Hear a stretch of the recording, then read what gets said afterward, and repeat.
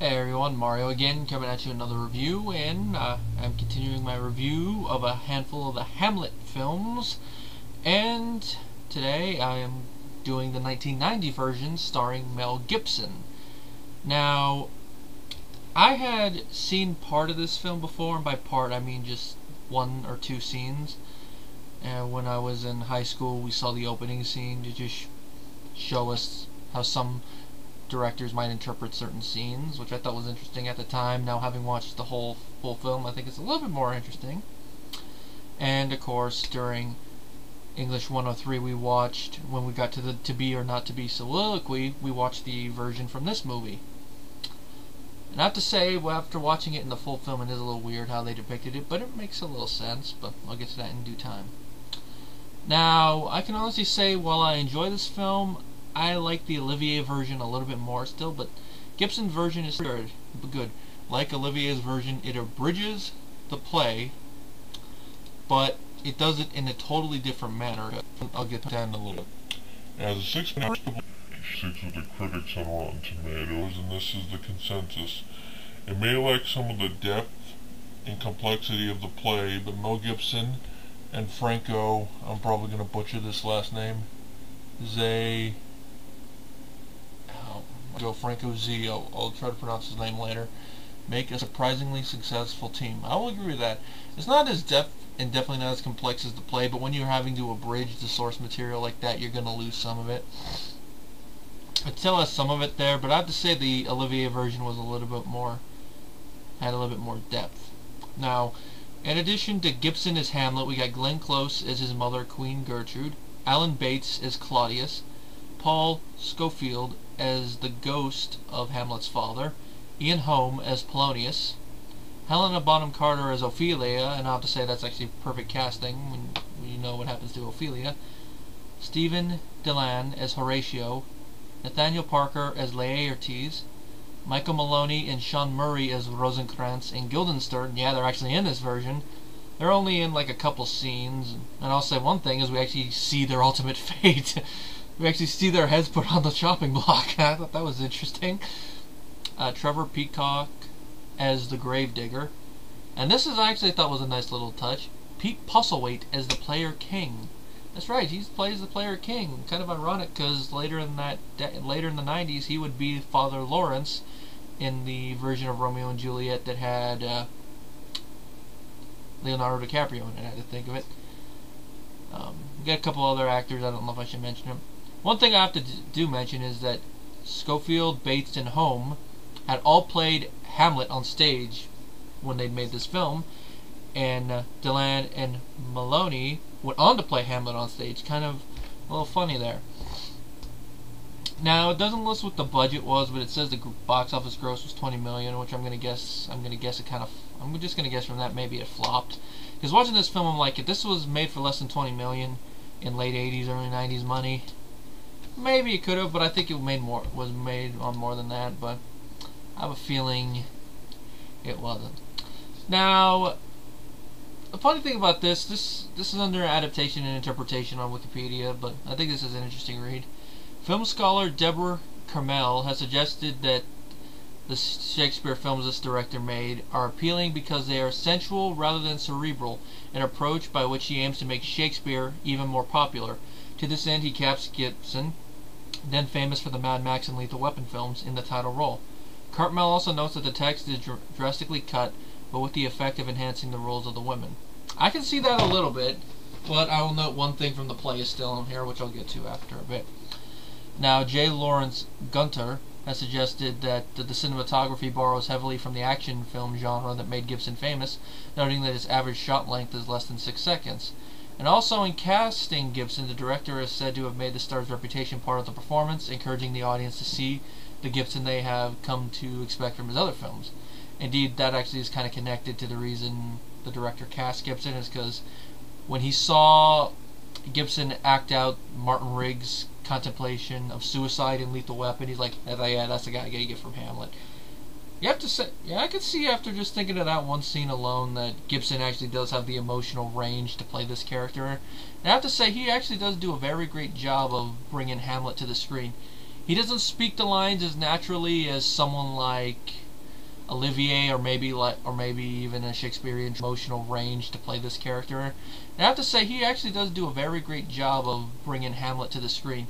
He doesn't speak the lines as naturally as someone like Olivier or maybe even a Shakespearean trained actor would, but for a non-Shakespearean trained actor, he still speaks them pretty well. And he's, basing it like normal any actor would do, going off of what's in the screenplay and probably a little bit of past knowledge of Shakespeare, especially of Hamlet, and also talking with the director and all that, and he does bring out a great performance. And it is drastically different than Olivier's and what I remember of Branagh's, and even seeing the little bits and pieces of some of the stage productions I've seen, or even me reading it personally. Now, another thing is that the fight between Hamlet and Laertes in the last part of the movie is an example of using Gibson's experience in action films, because this movie depicts Hamlet as an experienced fencer, which I have to say, that's kind of in line with my reading of the play, especially when he brings up, because it's not brought up that Hamlet is a fencer to the last act, which is like, okay, that comes a little out of nowhere, but considering he's a prince at the time period the play was originally set in, I could see him being a fencer. I mean, he's going to be king eventually, so he's going to have to know how to fight, so I could see him being an experienced fencer. Now, I'm going to go check out this director's name, because I want to, if I forget how to pronounce this guy's name, I'll probably just call him Franco. Hopefully there is a Canadian name. Franco O.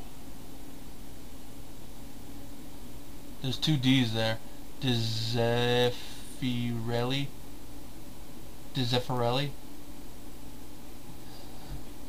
I'm gonna have to okay, I'm looking at the phonetic alphabet. It's D-D-Z-E-F-F-I, then that little apostrophe thing that's in the air, R, the E that is like a backwards E, L's and I's. Dizefirelli. Zeffirelli. I'm just gonna call him Franco. You guys know who I'm talking about anyway. Is he still alive? Oh yeah, he's still alive. He was a member of the Italian Senate. That's cool. He's age 91. Oh, he was in the British Army apparently in World War II. But anyway, this is not his first Shakespeare film. He directed the 68 version of Romeo and Juliet. He directed the 67 version of The Taming of the Shrew, which I think if this is the one I've actually seen before. Oh, yep, this is the one I'm thinking of. It's the one with Elizabeth Taylor and Richard Burton. The motion picture they were made for. That was the tagline. He's directed some other films, but a lot of them just based on the title are Italian ones. He hasn't made a film in about 12 years, so. But I could say after watching this and from the little bit I've seen of Taming of the Shrew, he does know how to use the camera. Now the score is by Ennio Morricone, and it's not his best score, but it fits the tone of the film. I'd probably have to watch the movie again, because I wasn't really paying attention to the score. I guess it just really fit the scenes. Now, acting-wise, all the actors do good jobs for what they have to do. I've already mentioned Gibson. He's basically the heart of the film, but then again, that's fitting, because Hamlet is the heart of the play. Glenn Close does a great job as Queen Gertrude. I could see her a little bit more in this role than the actors from the previous one, because even though Close and Gibson were close in age, I think Close might have been a little bit older. Just the way she looks, you could see her more believably being Gibson's mother in a movie than, let's say, Olivier and the actress that played his mother. And she interpreted Gertrude in a pretty interesting manner. It seemed like she was mostly neutral until the scene where she's talking with Hamlet, and he basically is like, kill a king and marry with his brother.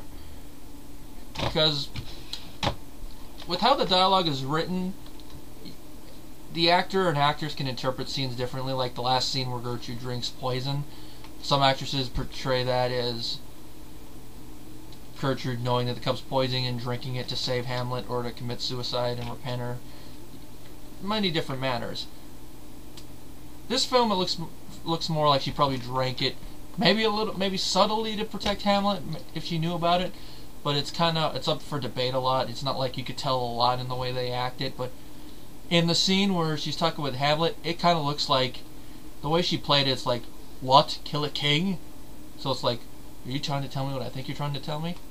That scene alone showed, that was probably the biggest depth scene of her version of Gertrude. And of course, they also went a little bit with the incest angle there, which I'm not going to go into it, but it's just how the scene is shot. It almost looks like a rape scene. It's tastefully, though, but that's what it kind of reminded me of. You watch that and you think, yep, yep. And it's also after Polonius gets offed. Alan Bates is Claudius. I thought he did a good job. Not my favorite one, because I didn't like him that much, other than the fact he killed his brother, so after that, and also Hamlet. But he did a good job. He's no longer with us, so Sir Alan Bates, no longer with us. But like the Olivier version, he does kind of, you know, draw a lot of attention to himself in the scene involving the actors, which I could see that's probably some of that version's influence on this film. Sorry, that's my water. But it was a little fun. There was a little bit more of a funny moment here because he causes the actors to stop acting. But I thought it was interesting to see. And Bates being an Academy Award nominated actor, he could, you know, he obviously knows how to act, especially if he's doing a good job at Shakespeare. I'm going to see if there's anything else I know him from real quick since I'm on his page. I don't really recognize a lot of the titles I'm looking at.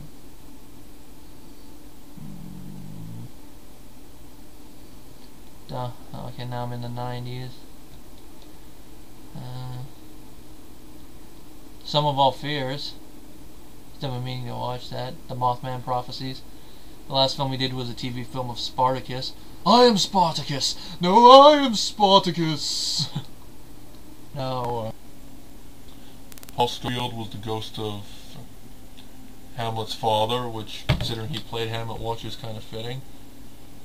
I will say, he did an okay job, but just the way I look at it, the way they portrayed the ghost in this version of the film, this one it definitely came more like they were trying to say that the ghost was a trickster figure, not really Hamlet's father.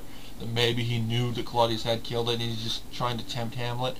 It's just the way it's portrayed, because he didn't really come off more as a ghost. Maybe a little bit, but let's just say when you watch how they did it in the Olivier version, where it kind of has that like force ghost like quality, a super spirit, and you can't even tell what the face looks like because he's so entrenched in fog.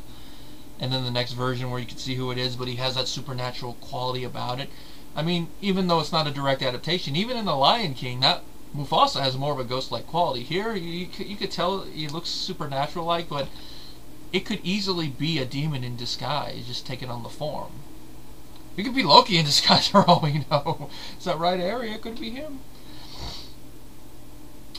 But Scofield does say the dialogue pretty well, and maybe it's just me looking at it, just the way they depict the ghost and maybe a little bit of how he says a line, it does come off as a trickster figure. Apparently Scofield no longer with us as well. He passed away in 2008, so, you know, rest in peace, guy.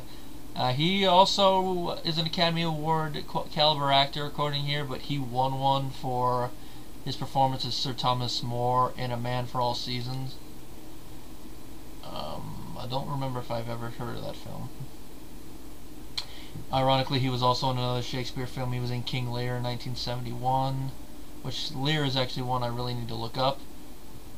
He was in Henry V in 1989. I think that's the one that Brana did. He played Charles VI of France, if I'm reading my Roman numerals correct. And he was also Judge Thomas Danforth in The Crucible, and he voiced Boxer in Animal Farm. If I remember right, I think that was the horse.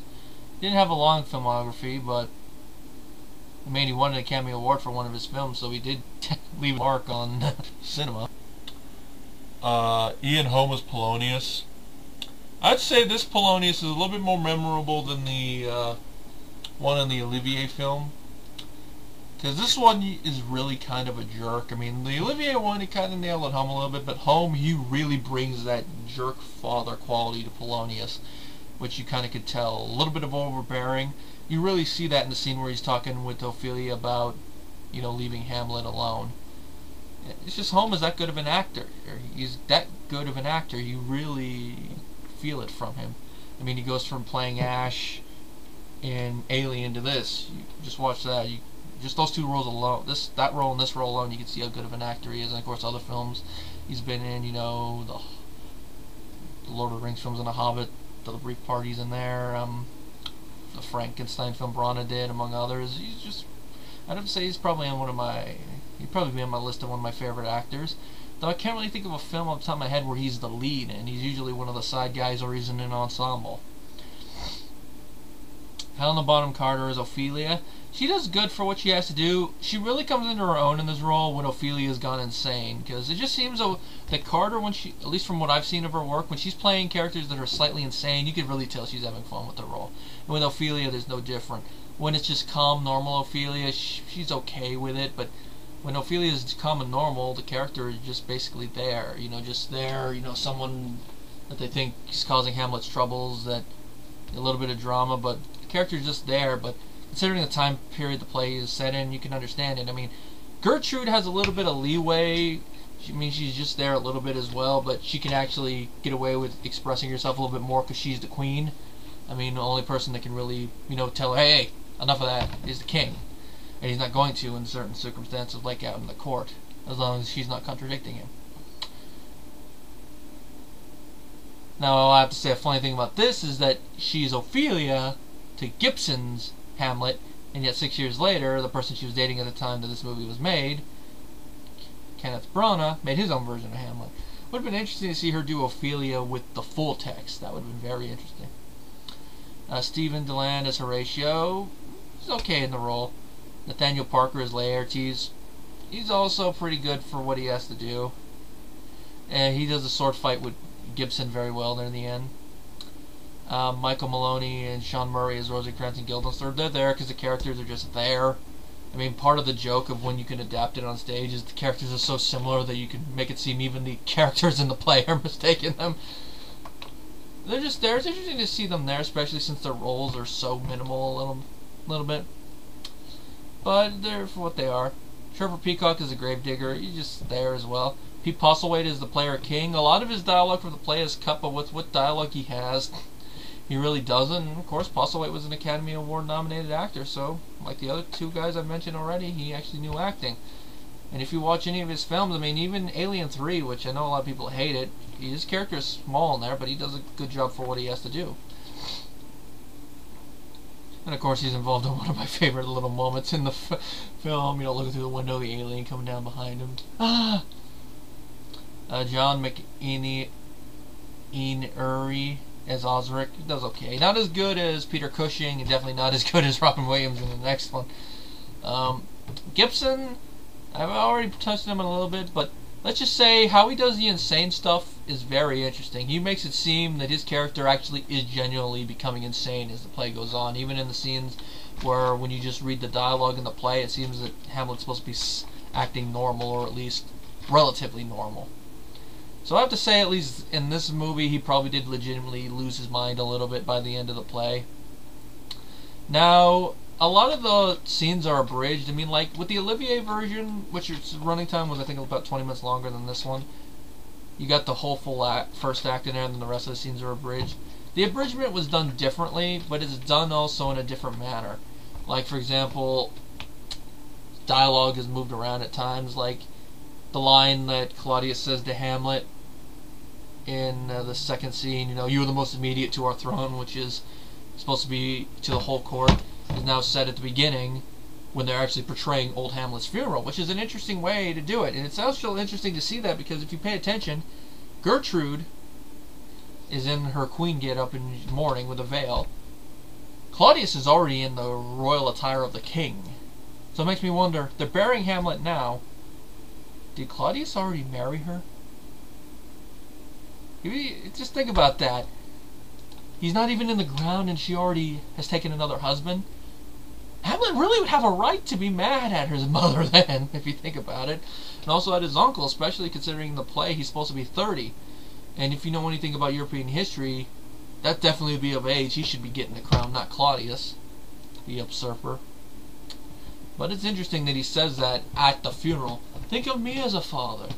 Then, of course, it does the whole scene where he's addressing the court at the beginning of it. Then the whole thing with him talking with Laertes is an entirely different scene that's cut next. And then they go to the whole thing where they talk with Hamlet is in private, which is very, very interesting, because in the play, that's all out in the middle of the court. But they switch it to a private setting, so it's like, did the king not want to air this dirty laundry in public? It's very interesting to see that. And then other scenes, like the scene that I mentioned before where Polonius is talking with Ophelia about Hamlet. Hamlet actually is listening to it from above with how the castle is, which kind of goes in with the whole voyeurism aspect. And how they shoot some of the scene with Hamlet and Ophelia where the two dads are listening. That scene was shot pretty well. It's just, I could spoil everything in here, but if you watch the film, you know what I'm talking about. It's just very, very interesting how a lot of the scenes are interpreted. Like Ophelia's drowning, like I've already mentioned, the little talk between Gertrude and Hamlet. The player scene, a lot of their dialogue is cut. I'm trying to remember every little bit in detail. I mean, I just watched the film a couple hours ago, but it's hard to remember every single detail exactly. But it interprets it in an interesting manner. Like I said, I still prefer the Olivier version, but I think this one does it in an interesting manner. It's just because of the fact they have stuff that the Olivier version didn't have, and also a slightly shorter running time. It's going to feel a little bit more thrown at you, but I think for how it does it very well, and I would have to recommend it if you are a fan of Shakespeare. Or if there's one Shakespeare film based off Hamlet you should see, I'd say this one. I would more recommend the Olivier one, but if you know don't really like films from the 40s or black and white films, I'd say definitely watch this version of it. My rating for the 1990 version of Hamlet is a 4 out of 5 stars.